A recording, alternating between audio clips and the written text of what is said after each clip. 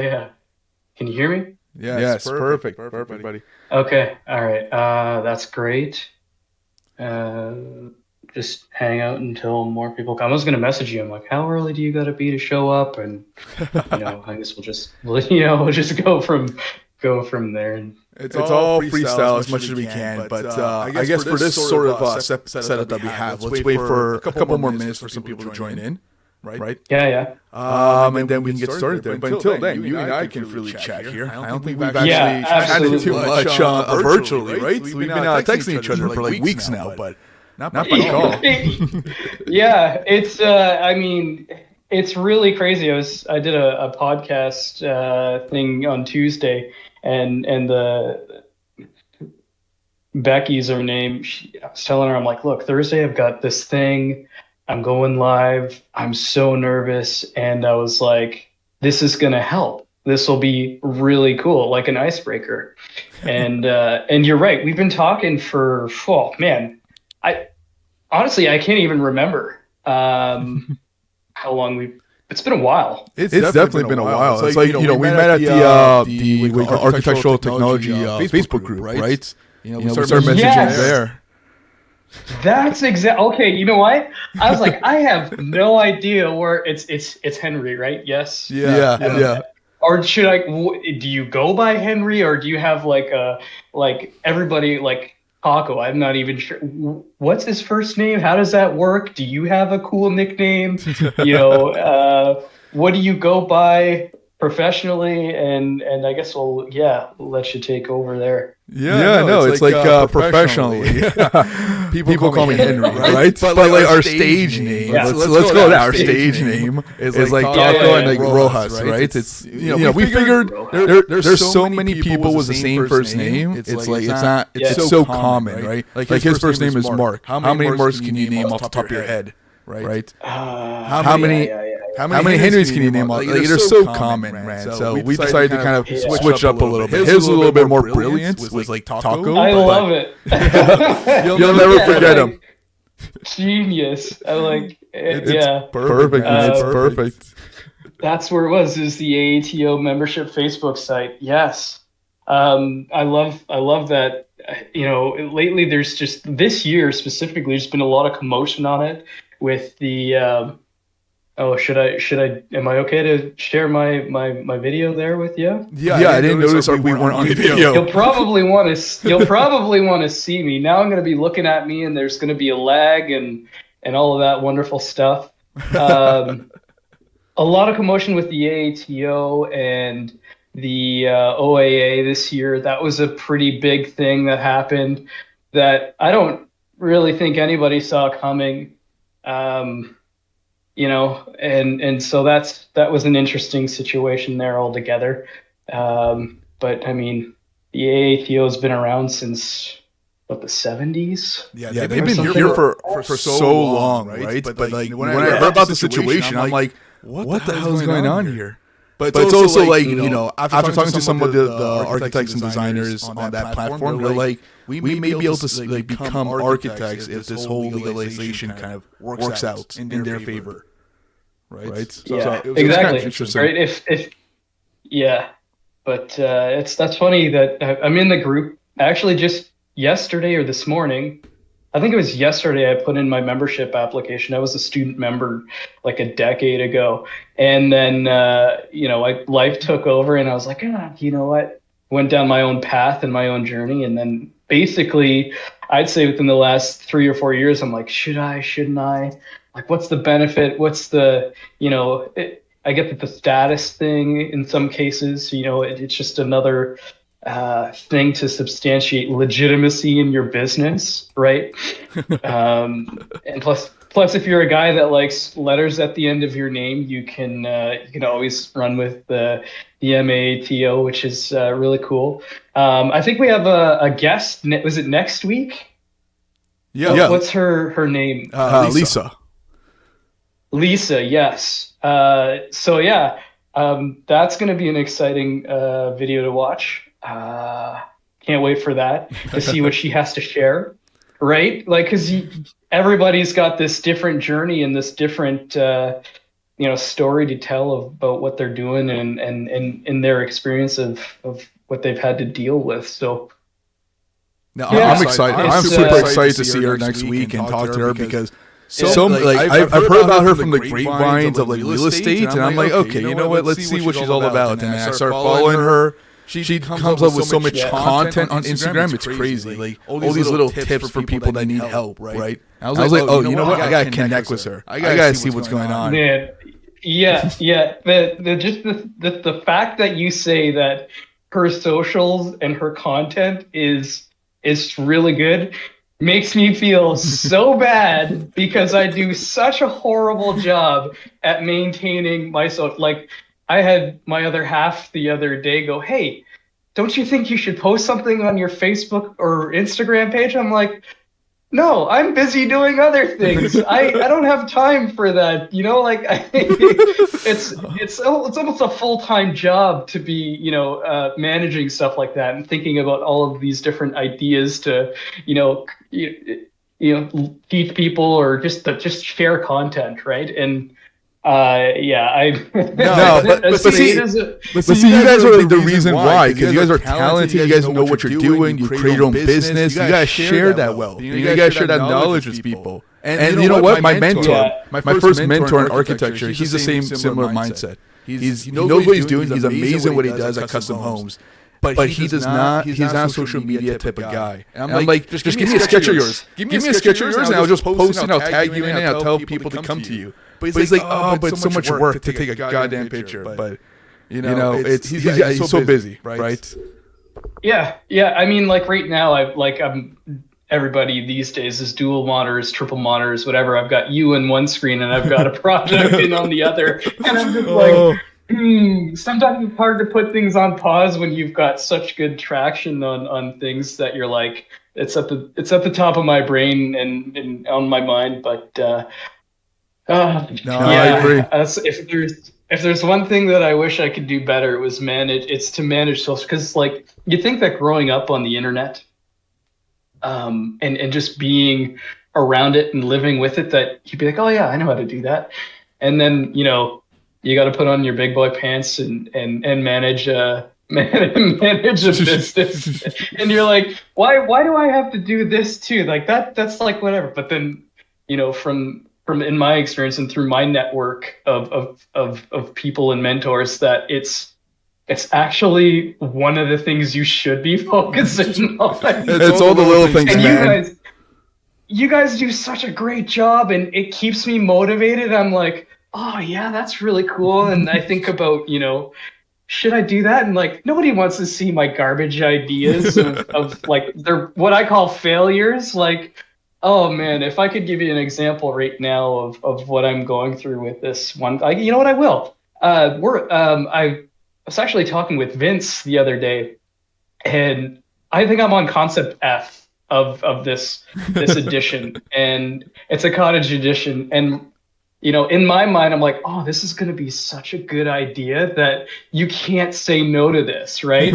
And then you flip forward your proposal, and it's like, and then it's just this constant dance. And then, this week it was such a good feeling to just get that client right in front of you and then just sit down and work through it. Sometimes it's like, you almost need them there instead of assuming like, oh yeah, this is going to be a great idea, because I'm used to it. Like I just understand things a lot better. But at the end of the day, man, it could be the greatest idea in the world, but if it boils down to who's paying the bills and things like that, then your client's going to have stay at the end of the day. And it's part of listening, and it's a learning thing. You're just constantly adapting. So yeah, it's that project. Yeah, it's always a struggle. That's the problem with not the problem. I don't want to say problem, but the struggle with like homeowners, right? It's their personal property, and you're trying to make them happy. You're trying to be a designer, and you're trying to make sure the engineers don't hate you.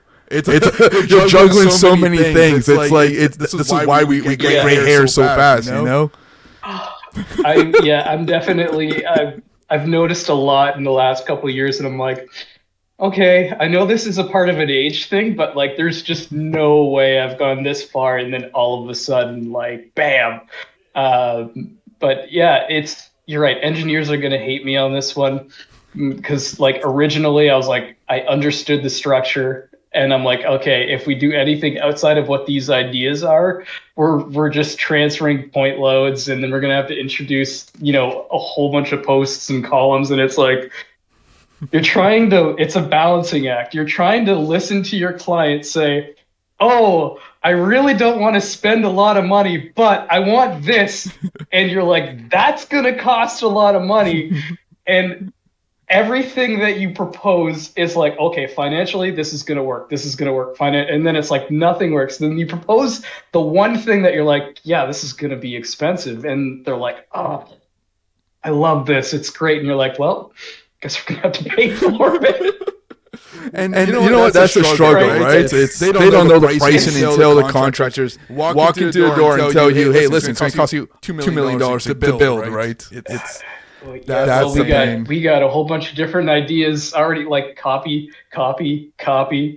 Oh, I don't like this idea. Let's move on to another one. And so yeah, don't delete stuff that you have proposed because there's a chance that you could circle back and need to rely on something like that. So yeah, it's been a wild trip. It's always going to be like that. With homeowners, I did custom homes since 2017 for a couple of years, and it was always the same case, the same circle that we're just going back and forth on. Hell, some of our projects, we got to permit stage, and we're about to submit for permits, and they just can't afford it for the next couple of years. So now that project's on hold for like a couple more years. Like we have 3 of those projects right now. They're just on hold because the clients love the design, can't afford it right now, but want to save up to get to that point. Yeah, that was me in the beginning of the year. It was fantastic. I had some clients just on the shore of basically Saugeen Shores. They're like, yeah, we really want to put an addition onto this. And I'm like, let's do it. Let's go. Got in. I was like, all right, before we do anything, we need as-built. So, it's going to be, this much to get me out there. And I'm going to need like the day to come out and measure the house, because before we do anything, I need to know where everything is. And then on top of that, there's always okay, where is this relative to your property? Right? Because and I've been in this situation before where it's like, oh yeah, I've already talked to the municipality and they say, yeah, this isn't going to be an issue. And I'm like, are you sure? Because like this addition that you're proposing is like 5 feet away from like this trail. And you say, well, and in that case you go, well, I can do this, but is there a way that you can get me some sort of document like a survey or an existing lot plan that I can use to reference to locate your house relative to your property? Oh yeah, and then you're like, I gotcha. I'm not one to do stuff that can turn around and bite you and then end up biting me, right? So, it's always interesting and very precarious because there's a lot of people out there that they want to they just want it to happen, right? Yeah. And you're like, well, I know otherwise, and if you want to do this, this is the way that it's got to go. And it's always a battle, but you'll in my experience, I found that people who are ready to go, they just go. They don't even think twice. Like, yeah, go ahead, do whatever. But yeah, anyway, back to your main point. You'll have projects that start and then they get cold feet, and you're like, okay, we'll put this on pause. And that happened to me at the beginning of the year. It happens from time to time. That's just it. Yep. No, totally happens. But I love how you're approaching these projects. You're not just like saying yes to everything. Because nowadays, a lot of designers are just like, whatever it is, I'll just do. Whatever, I'll solve the problems later. And that's not the right mindset I'm seeing now. It's like you have to educate the homeowners on what they need to do or what they need to have before you start. Yeah, right? I agree. I agree. I feel like it's a responsibility, us working the profession, because I mean, at the end of the day, I think like what we're doing right now is, and the whole purpose of this platform is to educate and inform, right? And this is the one thing that I've got the most value out of watching all of these live streams is that there's always something to learn. And even though it's nice to hear it ingrained into your brain every now and then, because there's so many things that happen during the week, during the month, during the day that you're like, oh yeah, right, yeah, okay. It's a nice reminder, I guess, to hear things like that, and that you're not the only one dealing with those situations, right? Because sometimes you're like feel like you're thrown in the deep end and you're like, okay, here we go. And honestly, that's how it is, man. Everyone feels that way. And that's exactly why we started this community. And even I'm looking to do the in-person events, right? Got a lot of people interested in that. So yeah, looking forward to like scheduling that in like mid-November. Yep. Yeah. Was that the post that was just recently put on like the main, or is that something else? Yeah. So right now the main server posted something about the group, Grow networking event, which is like everybody involved in this whole Grow network is invited to kind of come into our showroom office in Mississauga and just we'll have a good time, right? Okay. The one I'm proposing is mostly featuring just designers and architects to come together in a space in a room in Mississauga and just discuss about architecture. Oh, right. Just architectures. I like to hear. I like the stories. The stories for me are the best. To me, it's like even what I'm sharing with you, it's like it's just I feel like you'll get it, and just hearing you laugh about the situation, it's like okay, he totally gets it, right? I'm laughing and I'm dying inside too because I know what it was like. Like I've been in your shoes too. Like we can relate to that so much, but I'm also like trying a little bit because I know it's so good to have somebody else have that sort of experience, and it's just like you're not the only person dealing with this struggle, right? Yeah, and trust me, it's like it's not all a struggle. It's really not. It's just like I see it as like a rite of passage, if you will. Like you got to take the good with the bad. Like there's been projects that have been just absolutely stellar, right? Like you can't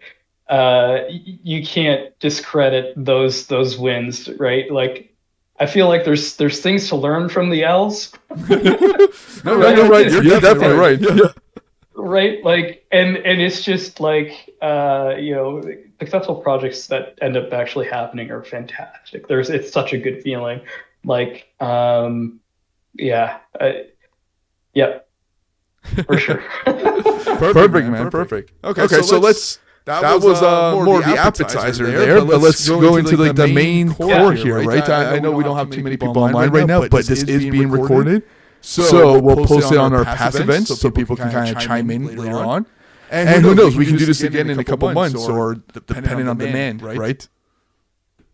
Yeah, I think the demand seems to be growing. I think you posted something that was to the likeness of where you're booking into next month, which is great, which shows you that it's growing, which is great.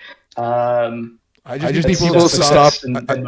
I just need people to stop being afraid of Discord because that seems to be the barrier here. They're not familiar with Discord. They don't like Discord, so they don't want to enter the group because of that. And I'm like, it's not a hard program. It's just take 12 minutes to watch a YouTube video and then you'll learn it, and then you can get so much information. Like invest 12 minutes to get 12 years worth of experience, right?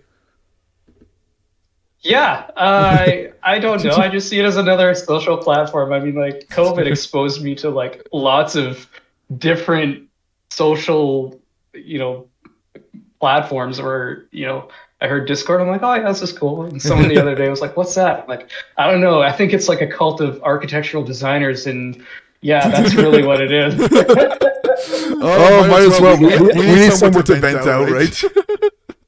Yeah, well, sure. Not only that, I think like there's definitely value. I mean, sure, it's you and I talking now, but I think that someone who just comes into the onto the server and say like a week or something, and they say, "Oh, what is this?" and they see these videos. I mean, definitely there's something to take from for sure. 100%, 100%. But let me dive into it a little bit more. I want to know your backstory. Where you started from. Like, how'd you get into it? Oh man, right? It's like those are the stories you got to hear, because those are the stories that some newer designers can kind of relate to and kind of follow in your footsteps there and learn from the good and bad. Yeah, sure, absolutely. So it's a long story. I know we have an hour. I'll try to keep it short. Stick to the main points in like a short form. So my background, architectural technology from Fanshawe College. Graduated 2012 ish. It's been that long. It's almost been a decade, right? And then so along the way, I think definitely career driven, very focused in the industry, just to just get out there and just absorb as much as I could. I had a prof once, so he's like, just grab a hammer. That'll probably be the best experience you could ever grab. I shot for everything, coming out fresh out, and I took literally the first thing that I could find. I ended up working for a subcontractor in Kitchener, and they did metal roof decking, so it was a little bit more commercial. And at the tail end of graduating, we were kind of in like this really commercial aspect of like apartment buildings and things like that, and that really translated well into what I was diving deep into, because the ICI world, it just kind of synced up with me, and I took it, ran with it, and gained as much knowledge, asked as many questions as I could. And yeah, as a greenhorn in that particular field, you're just like soaking it all up, because there's every day there's something to do. And so yeah, fast forward that, 3 years, I was like, well, what else do I do? At that point, you're like, okay, I think I understand this enough to get the ins and outs of it. And then I focused on working with the manufacturer, 50 minutes west of Owen Sound. Shout out to Shouldice Stone.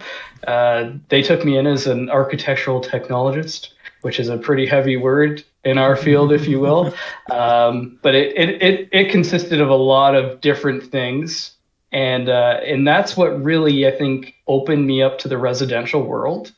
Because I did have that background in ICI, and it's great, steel buildings, columns, I-joists, metal decking, all that stuff. It starts to become really repetitive, where you're like, oh, where's this big building going? And, you're trying to compete for jobs and stuff. So long and short, got in with Shouldice and just kind of stoked up everything. And, in college, the residential aspect of I guess you could say that curriculum, to me, was what I enjoyed the most. So I gradually navigated towards it just because I felt comfortable, and ended up taking side gigs. Hey, oh, you can do this. Oh yeah, I could do that. And then one thing leads to another, which leads to another, and then this snowball of I guess you could say events turn into well, I think I should just turn this into something, because if I don't, either I'm gonna get in trouble or take it into something and turn it into something positive, right? And so I think I made the choice to open up a business, incorporate, go down all of that crazy stuff, and just I think the other day someone told me I was an entrepreneur, and I'm like, no, not an entrepreneur. That's a completely different game from what we're playing here. And so the long and the short of that is that's kind of where I ended up here. Present, working on cool additions to cottages, and talking to other like-minded individuals in the profession, which is great. I mean, that's great. That's honestly fantastic. Like, this is the gold stuff that we need to keep talking about. Because the one thing I can take away from your whole story here is the fact that you worked with a subcontractor first, and then you kind of led up into work as an architectural technologist, and then started doing side gigs, right? The side gigs, how that starts off, it's a snowball. It goes one by one. Right. That's the whole idea of it. And now I'm not sure what your clientele was at that time. It may some contractors, some homeowners, I'm assuming, right? Yeah. So I had I was doing, I still do work for some builders. right? They're local. And then yeah, it's you start off, you're like, oh, I wonder if I put an ad on like on House, for example, and see what happens there. And then like you, because you don't pay the 8 grand a year, you're at like the bottom of the list. You're like, what do you expect for like someone who's just entering the, and then you get a call. You're like, hey, I got a really good proposition for you. How about we, take like 8 grand and send you leads all day, every day? And you're like, no, I'm literally just trying to get my foot in the door here. And then you get a random call one day out of the blue. They're like, hi, I'm looking to do this to my house. Would you be interested? You're like, absolutely. This is a gold mine. Let's do it. And then I think you turn into that person that we were talking to or pointing or hinting towards, where you're like, yeah, I'll do that. You turn into that yes man, right? Where you're like, oh yeah, anything to give me experience to just help gain traction and to, growing my business and learning more. So, the more you learn, the better you can be to target what you want to do for the next and bigger and better thing. And that was always my thing. Just focus on the next thing after you get the first thing done. Yeah, but it's the trust that you built from the first guy, right? It's like that's the whole word of mouth referral program that we always like to appreciate here, right? I've done House before, personally, between you and me. Even though I say that, we have people already in the audience, but to you guys in the audience too. I've used House before. I did pay 8,000 a year for 1 year. Right? Yeah, I did do that. And honestly, I do not like it. It's not worth it. Personally, that's my personal opinion. I don't know about everyone else, but I did not enjoy that whole 1 year of being stuck to like that contract. Because they made me stick to the contract. Yeah, that's how they get you. So, oh man, he made it sound so good too. He was like, oh yeah, for the first 3 months, we'll put it at this much and then it'll go up.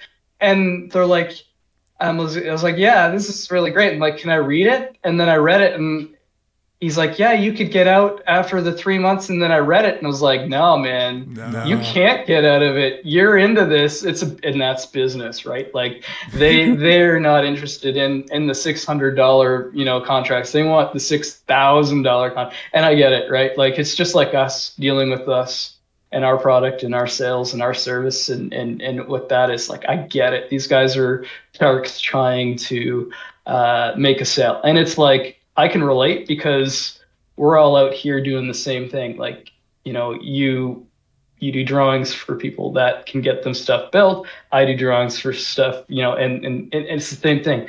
So everybody's just trying to compete to get like, and then you have those people that are like, yeah, I'll do it.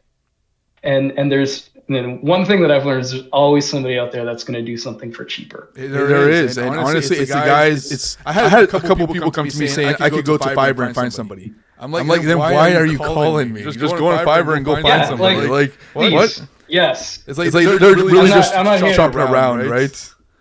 Really not here to bash people who are just looking for the best deal, but I think it's a responsibility of us in the industry to just kind of stand firm and not bend, but like really try to show the value that what our services can bring to the table. No, 100%.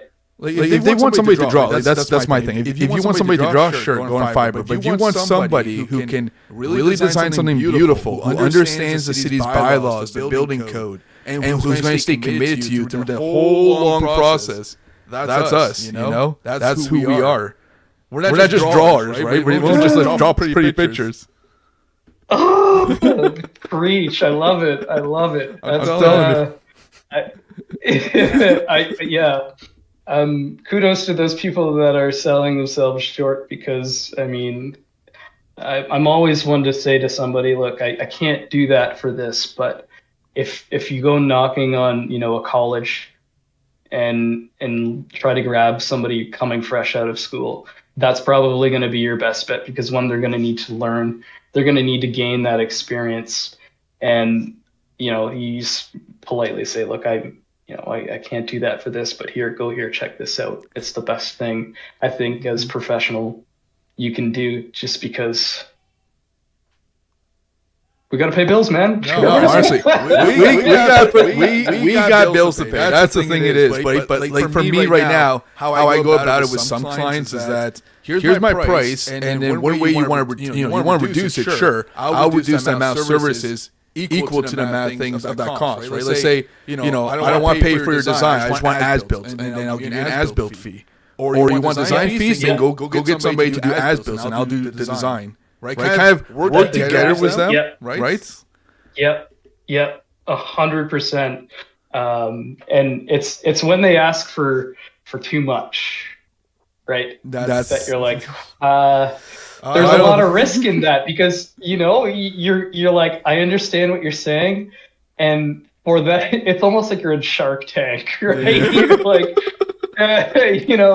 there's a lot of risk here that I'm putting up, and like that's the reason why. I mean, I recently asked to be a consultant to guarantee a permit, and it was like, I can't guarantee you a permit, but I can guarantee you that the drawings will be okay.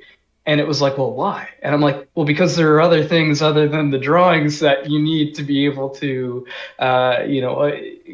get a permit, right? Like you got your lot grading plan, and you've got your septic, and you got your HVAC, and your heat loss calcs, and like they're just, I don't really want to take responsibility for something else that's outside of my control, and so yeah, there's a lot of responsibility that just saying yes can be detrimental to the success of, one, your reputation, and two, the success of your client's project. So I think that, yeah, there's something to definitely at least just be aware of. I mean, it's great. It's hard to turn down business. That's the thing.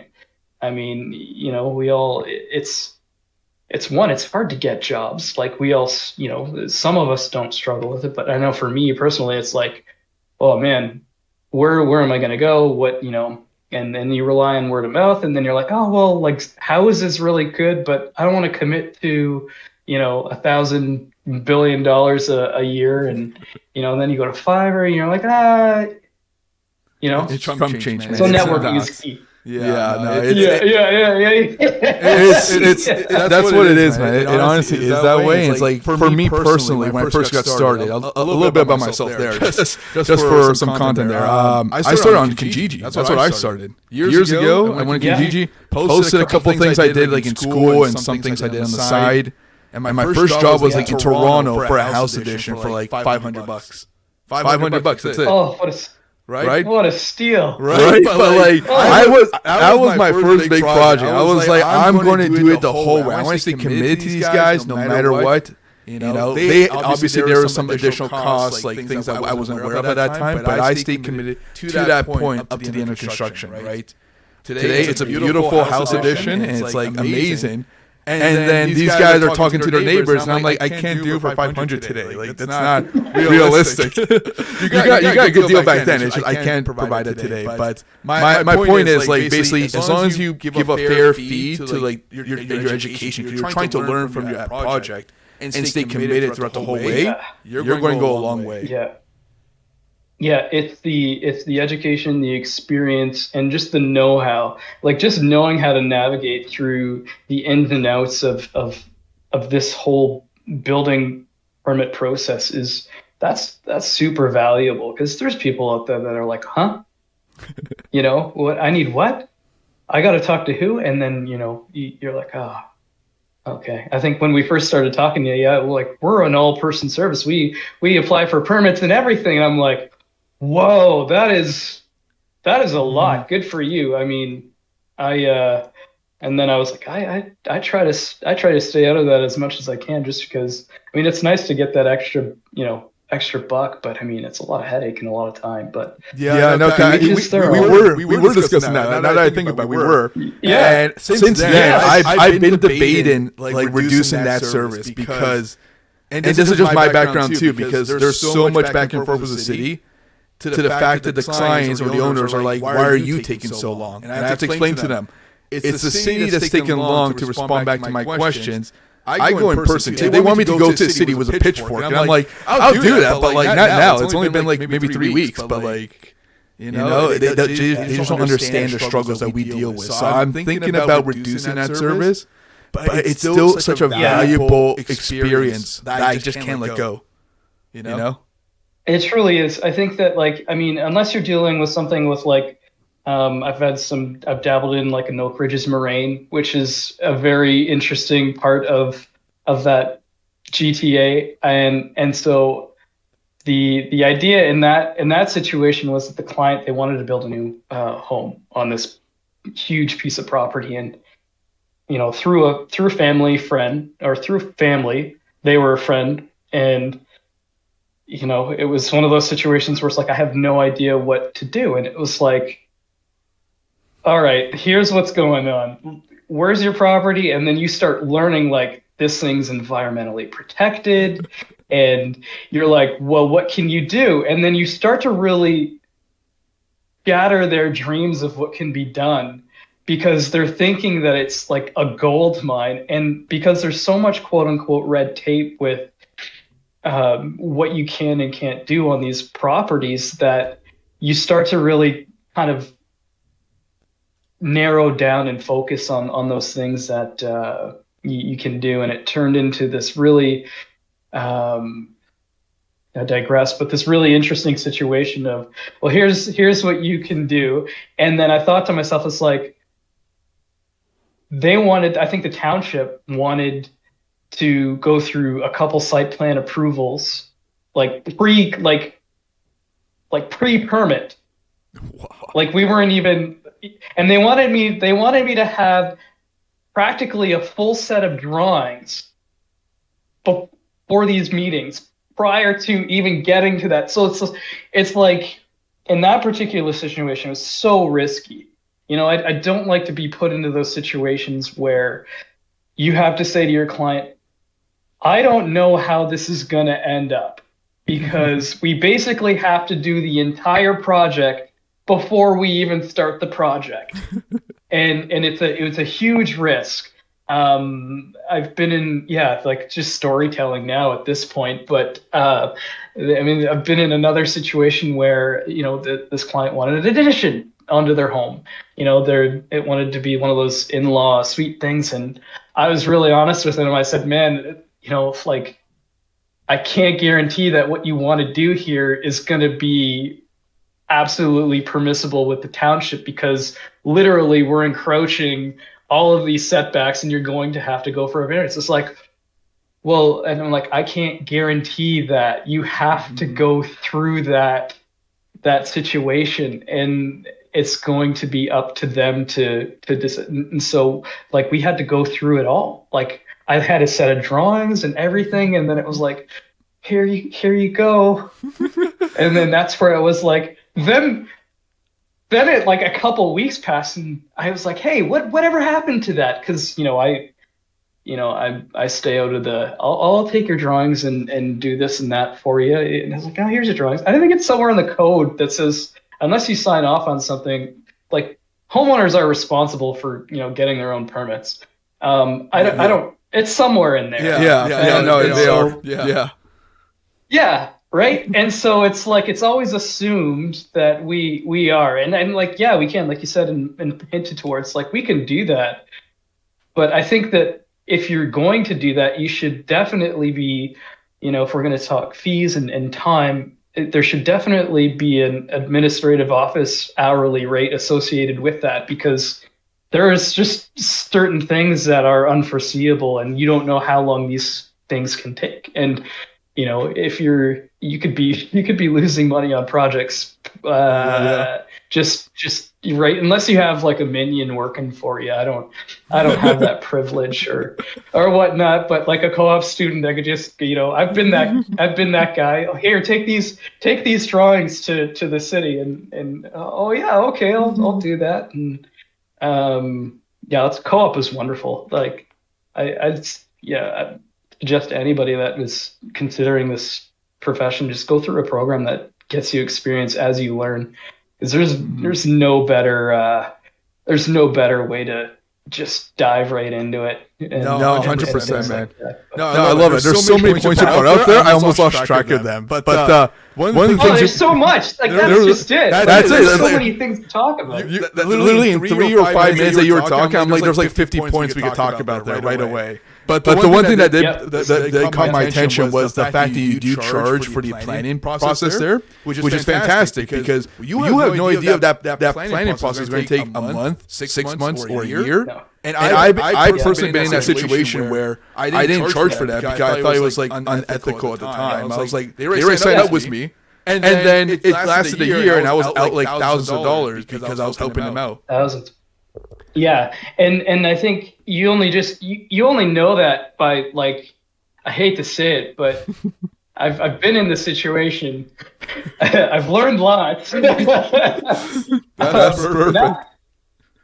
Design service agreements. If you guys don't have these things in place, or like design proposals, I suggest 100%, and I firmly stand by them because one, it just sets this this next level of professionalism to your office, and it just brings in this like it's real now. Like we're not just talking. It's like, no, like here's my scope of work, my responsibilities, and anything outside of that, you have clauses and things like that say, like, if you want to do this, here's what it's going to cost, right? And so, like, it's business, but it's like I just want to, for the value that I am contributing into this project, much like your GC, much like the sub trades, I want things to be fair. It's not like I'm out to, stoke everybody and things like that. It's like, well, I'm providing a service and I expect to be compensated for it, Mm-hmm. And so, yeah, there's just small things like that like I've gotten hosed. I've done drawings in my green stages and have been absolutely ghosted. And you're like, oh, I'm not doing that again, right? I think we can all vouch for that. Yeah, everyone's been through that at least once. And I think there's no better way to learn than to actually feel the burn, because it sticks with you. It does. And you're like, fool me once, man, fool me once. And so it's like, I think as designers, we all have really good, optimistic perspectives. Like we see the problem, right? And we all have our own approach in how we would overcome those challenges. And what's so great about this industry is that each and every person's unique in the sense that they'll see it and apply their own solution to that problem. Like you and I can be presented with a box, and someone can say, yeah, it's going to be a 2-bedroom, 1-bath, bungalow. And we will have completely different ideas on how to get that done. And so it's like, yeah, I don't even know where I was going with that, but I guess maybe I'm just so excited about what what this conversation's bringing and where we're really going with it. But that's exactly what we need. We need that energy, right? We need to like let people know about this is actually a fun topic to talk about. And the one thing about there too was like the contract, which I personally did have like a contract when I first started out. So I actually went to a lawyer. I went to like you have to go. You can't just go to any lawyer. You have to go to a lawyer who specializes in architectural contracts. That's number one rule. Yeah. Number two, read through that contract that the lawyer brought up, and ask some of your relatives or ask some of your friends or ask somebody to read it through with you too to see their interpretation of that or anything you may have missed. Because even lawyers will miss one or two things that, again, it's a very general contract. It may not be customized for you, right? Yeah, there's little things here and there that you want to add into it, especially the scope of work. The number one thing is like, when people hire you, they're like, I'm just going to get a set of drawings from you. But you need to define the scope of work similar to how like a contractor defines the scope of work for you. I'm going to demolish the framing. I'm going to put in drywall. I'm going to paint flooring.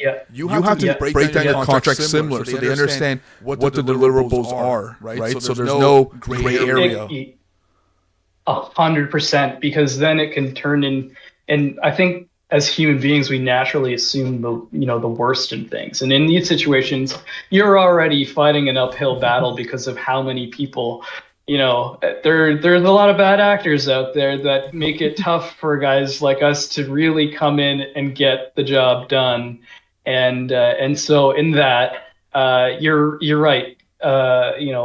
I think I couldn't have said it better myself. Your list of deliverables, your scope of work, you could phase it out even, and then there are other things in there that I typically like to do, and in conjunction with that is break things down into phases, right? So that if like that project that I was talking about at the beginning of the year stops at a certain phase because they get cold feet or whatnot, if we have to pick up or if we can pick up, we could pick up right where we left off. Or, you introduce clauses that if, you're like, this isn't really working for me, there's like exit clauses and things like that that are stipulated. And it's just, it can turn into a very dicey situation, and then people automatically put their guard up naturally because they're like, oh, what's this, this is a contract. And it was like, no, it's a way for you to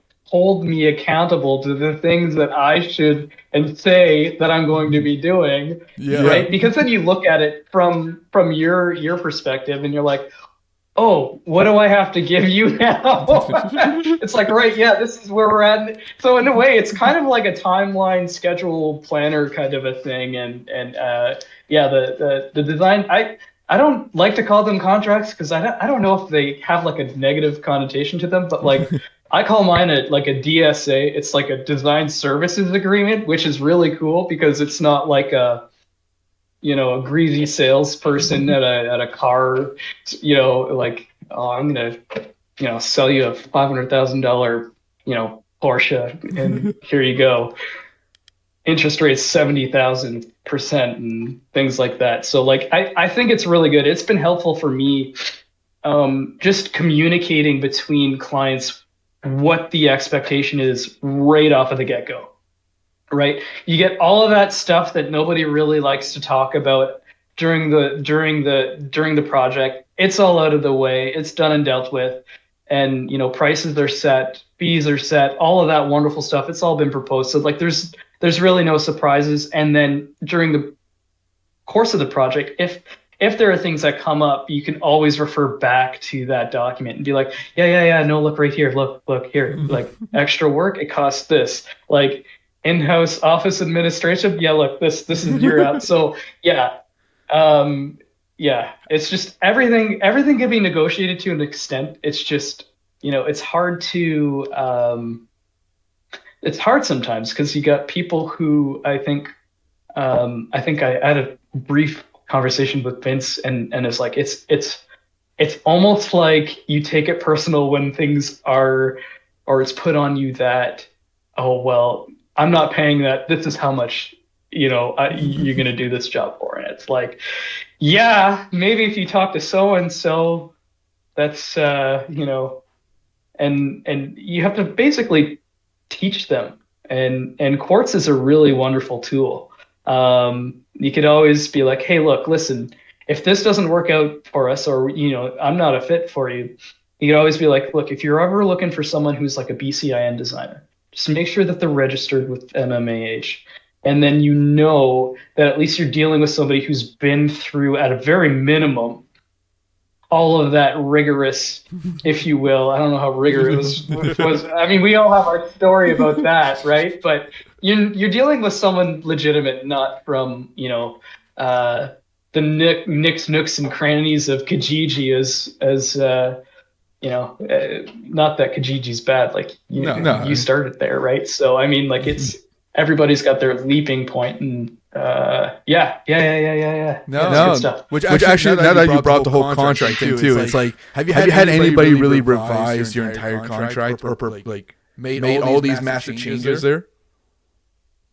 It's been pretty straightforward. I would say that like last week, I was told that I can't say this because I'm not giving any personal information out. Yeah. I was told that I was going to charge a specific fee, and that the design service agreement wasn't going to get signed because they at that point did not know how much their permit was going to cost. And so I was like, oh, this is fair. Okay, all right.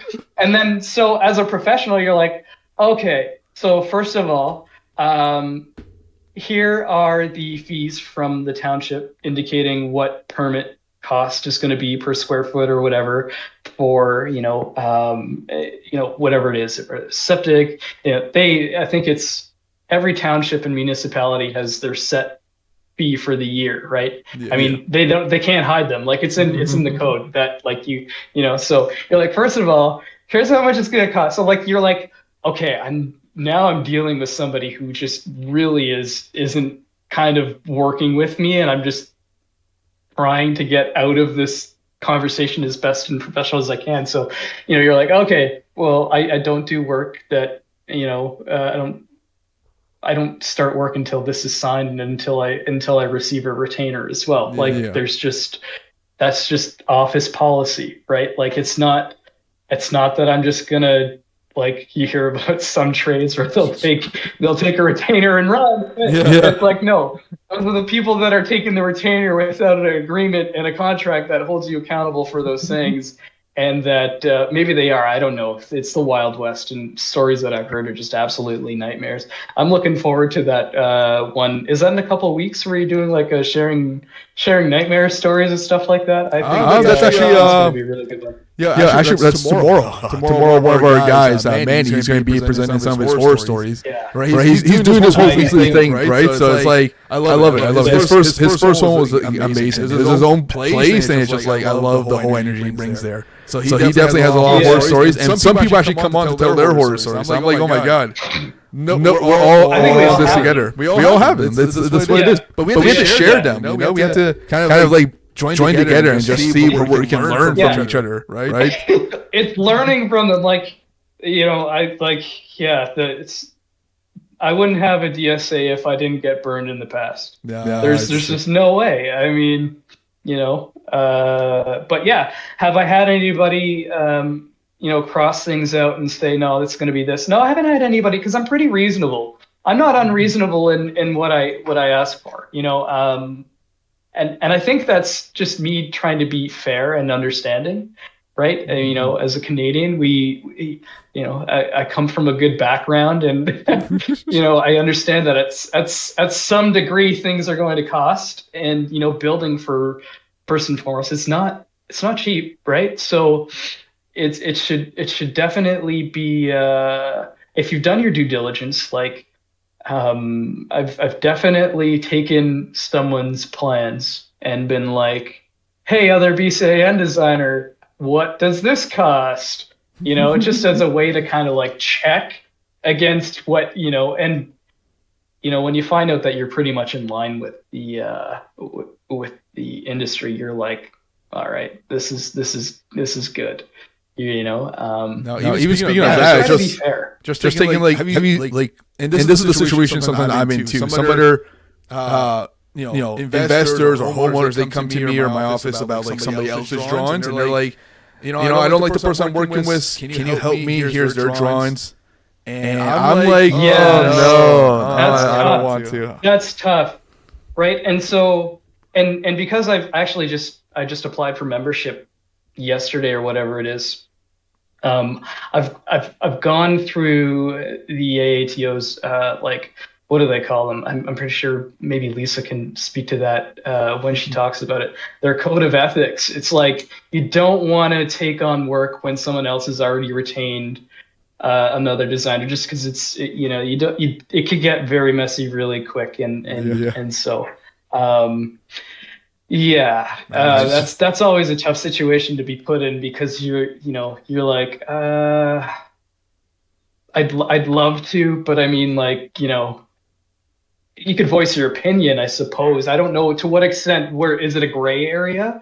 I think just use your moral compass and try to deal with it as best you can. But like, if I know that somebody's been retained to do work for a project that that client isn't happy with, you know. So what I do in those situations is like I ask them for like what do you call it, like a release letter from the original designer. Yes. Right? If I get email confirmation from them saying like, hey, listen, I know I'm retained for this project or working on this project, but things aren't working out. Here's the official letter or whatever. Even an email just saying I'm no longer being part of the project, take it over. Right? Yeah. Then I kind of get more serious. That's smart. Yeah. Then I get more serious about the project.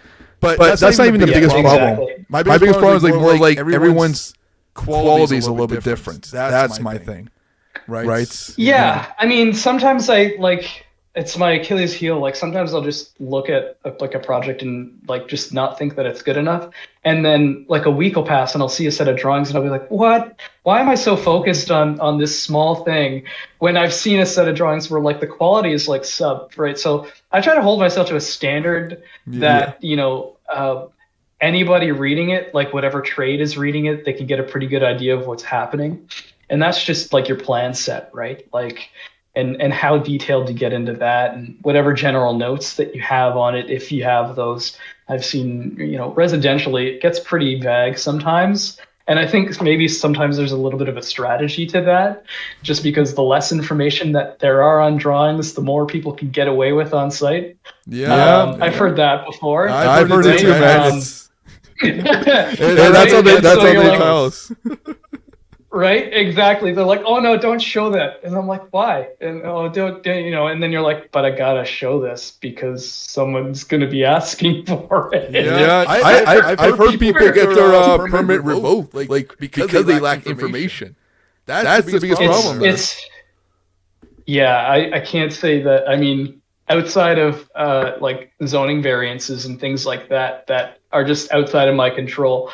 I haven't had a set of plans come back, and it's funny because the other week when someone was asking me if I could guarantee a permit, it was like, yeah, I stand behind my drawings 100%. Like for whatever reason it is, and they come back, I'll get it changed. Like that's my responsibility. Like I've got that, but pretty thorough with the things that I need to be doing and that sort of a thing. And if I'm not sure, I bring in another consultant, like structural engineers and things like that. Like, because at the end of the day, there are certain things that we I can't do as a BCIN designer. So once we start to fall outside of that scope, you have to start to look elsewhere and bring in different consultants, which is it's normal, I think. Yeah. No, we're literally the project managers. Like for me, I have to deal with all these consultants on a daily basis and kind of organize them for every single project that we're working on, right? From like the engineer, structural, mechanical, plumbing, fire safety, planners, energy audits. Now it's like you have to coordinate all that information. It's a job itself, by the way. So it's not an easy thing to do there, but it's so helpful for your education. Now you kind of see how they operate and what things they'll approve. And even knowledge that even brings to your table that you can bring back to your clients or future clients, right? Obviously, you can't say too much about like engineering because there's a legal part of that. But you can advise someone like, this is what we've done before. Maybe my engineer could do the same thing. I don't know. I have to ask him, right? But it brings that level of education to the table there, right? Yeah, it's that sticking point with clients is like, I don't know, but here's what I think. Like, it's just that possibility of, right? So I've been put in that situation before. It's like, well, just outlining them the theoretical possibility that, this may need to have happened or may need to happen, but I won't be able to confirm that until, right? Yeah. I can't believe it's like it's crazy. An hour flies by fast. I mean, honestly, it's insane. Yeah, no, definitely. Like, we could keep trying about this all night, but like, jeez. There's so many things we picked on. There's so many little things we picked on, but I think the most important thing here is, as long as we bring value here, I think anybody can kind of take something away from all our discussions tonight.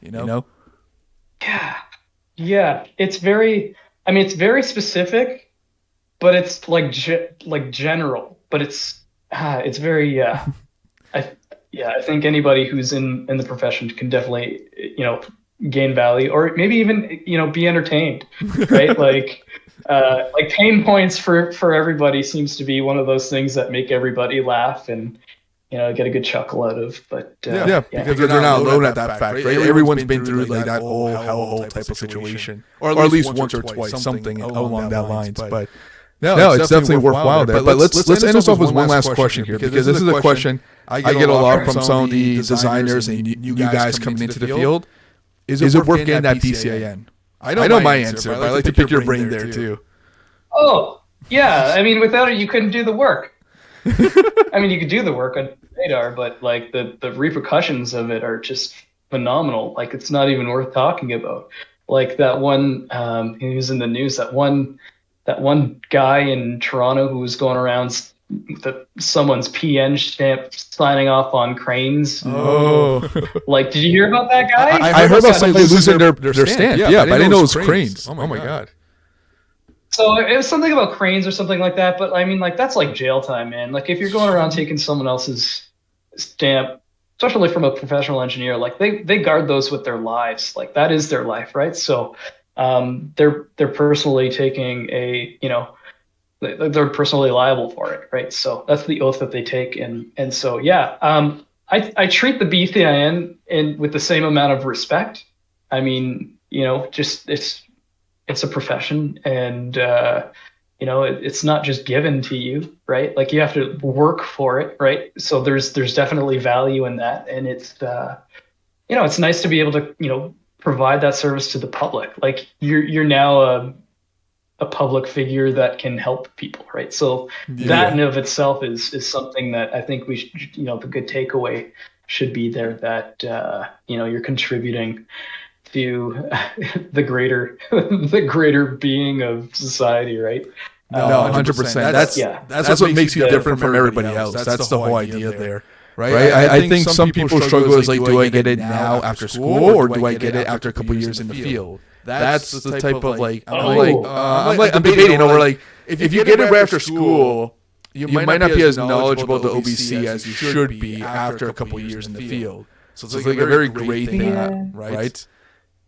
That's interesting. I mean, there are definitely, like, I knew that coming out of college, like, it was like ingrained in my brain. Like, I could quote like clauses from the code book, and I'd be like, oh yeah, just go hear it. And then I'd be able to like recite, and it's like, whoa, no, it's like, no, this book is way too big to know that much stuff, plus learn everything else there.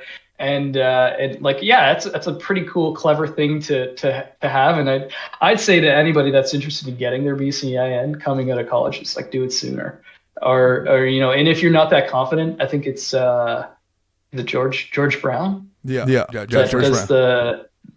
They do the courses that kind of prep you for it, and you learn stuff through those courses. But definitely do it sooner rather than later, because you never know what opportunities might come and that way you're, at least in that sense, prepared to tackle your projects. But make sure you have insurance. That's another topic we can talk about all night too. Like, insurance is like, right, oh shit, I need insurance now. Like, it's a professional liability situation, right? Yeah, your errors and omissions is definitely one of those keys to being able to provide your services. But yeah, there's a lot. I'm sure, like, if you want me to come on sometime in the future, maybe we could do a specific topic, or generalize it maybe into like 2 or 3 different things, and focus on that depending on who the audience is and what they want to talk about even. Yeah, but our audience is so shy. That's the thing. Our audience is so shy. It's not even funny at this point. It's like, I have over 1,000 people on like LinkedIn, and only 20 people like kind of agree to come on. They're also shy. I'm like, this is why I want to do the in-person event. Meet everybody in person. Then we can kind of build a relationship from there, and then they'll be more open. That's the whole idea. There's a free room. It is. I'll be honest, I was super nervous before. I told everybody that, like, in my circle of circles, that I was like very nervous about coming on, and the funny thing about it was that someone said, yeah, once you get talking, you'll be fine. You're a talker. You can talk for days. And then I look at the time like 5 minutes ago, I'm like, holy crap, it's 8:00. Like, I still got to go to the gym. I still got to take care of myself and my body, and so many things to do in a day. 100%, buddy. But no, it's definitely we're going to definitely get you back on here because we've only touched like a fraction of like our experience. That's the problem. We gotta bring you back on here and start tackling all the major pain points. I think that's what we'll do. The next one will be like pain point issues, you know. Because you and I can talk. Like we have combined like almost 20 years experience right there. There's a lot of things we can talk about. Yeah, when you said there was over 10,000 or 20,000 hours, I was like, oh man, I've never really thought of it that way.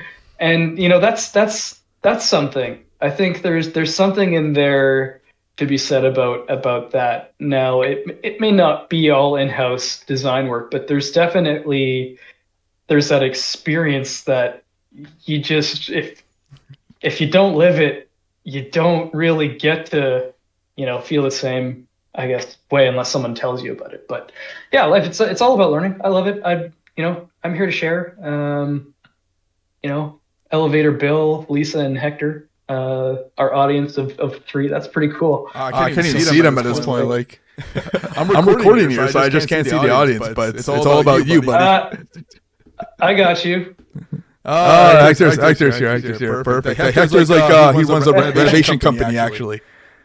Oh, Lisa's here too. Yeah, okay, perfect. I didn't know Lisa was here already, but that's great. Lisa, next week definitely we're going to have some fun time there. We're going to pick your brain on a couple things, you know? I know her people on LinkedIn love her. Like, there's so many reactions to that one. It's crazy.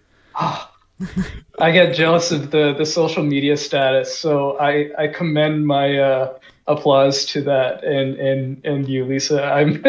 She's killing it. She's definitely killing it on social media. That's why I have to have you online. There's a couple other people too. We need to know you. Yeah, we need to know those trade secrets. That's what we need. Oh yeah. How do we? Yeah, there we go. Social media team. That's what it is. We're so busy. That's the thing, man. There's only so many hours in a day. So many. I got to start prioritizing that. Like, jeez, if I ever here I come, I need a social media expert. Actually, there's a social media guy here. Have you met Oliver? Oliver's on this platform. He does social media for everybody. So it's like, I spoke with him this morning. Way, but then all of our social media is going to look the same. No. A cut and paste template for everybody. I'm just kidding. He's probably really good at what he does. He's got an amazing program there. He's got an amazing program there. But no, of course, like we need to find some help. That's the whole situation, right? Got to balance it out. I find that in doing what we do, you wear many hats, and there's a point in anybody and everybody's day where you're like, I can't do it all, man. Can't do it all. No, you know what? Next video, we're going to get like little hats on our heads, and then show people pain points and all the hats we wear. That's what it is. You know what? I got to do that. That's the next picture. That's what I'm going to do. That's what I'm going to do. Find some hats. I want to send you like an Amazon link for like all these little tiny hats, and we're going to bring them online. That's what we're going to do. That's great. They'll see it. That sounds like a good idea. Perfect. All right, buddy. I'll let you go here, but definitely we'll have you back on. Appreciate it, man. Yeah, sure. All right. Perfect. Thanks, guys. Thanks, everyone. Take care, buddy. Take care, guys.